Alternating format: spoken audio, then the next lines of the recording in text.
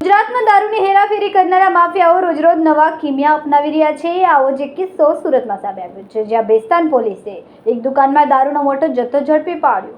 ગુજરાતમાં દારૂની હેરાફેરી કરનારા માફિયાઓ રોજ નવા કિમિયા અપનાવી રહ્યા છે। આવો જ એક કિસ્સો સુરતમાં સામે આવ્યો છે, જ્યાં બેસ્તાન પોલીસે એક દુકાનમાં દારૂનો મોટો જથ્થો ઝડપી પાડ્યો છે, પરંતુ આ દારૂ છુપાવવાની રીત જાણીને પોલીસ પણ ચોંકી ગઈ। શાતિર આરોપીએ પોતાની દુકાનમાં એન્જિન ઓઇલના ડબ્બામાં દારૂ ભર્યો હતો।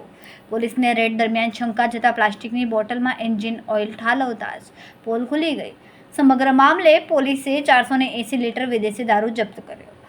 બેસ્તાન વિસ્તારમાં બાતમીના આધારે પોલીસે જ્યારે દુકાન પર દરોડો પાડ્યો ત્યારે શરૂઆતમાં કંઈક વાંધાજનક જણાયું નહોતું, પરંતુ પોલીસે જ્યારે વધુ તપાસ કરી ત્યારે તેમને દુકાનમાં પડેલા એન્જિન ઓઇલના ડબ્બા પર શંકા ગઈ। પોલીસે એક ડબ્બો ખોલીને જોયું તો અંદરથી પ્રવાહી નીકળ્યું। આ પ્રવાહી શું છે તે જાણવા માટે પોલીસે તેને એક પ્લાસ્ટિકની બોટલમાં ભર્યો।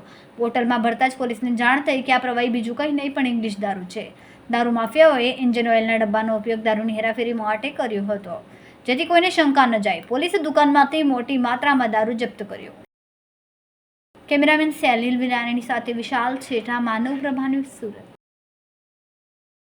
અમારા વિડિયોની નવી અપડેટ મેળવવા માટે સબસ્ક્રાઇબ કરો માનવ પ્રભા ન્યૂઝ ચેનલને। બેલ આઇકન ક્લિક કરો લેટેસ્ટ વિડિયો સૌથી પહેલા મેળવવા માટે।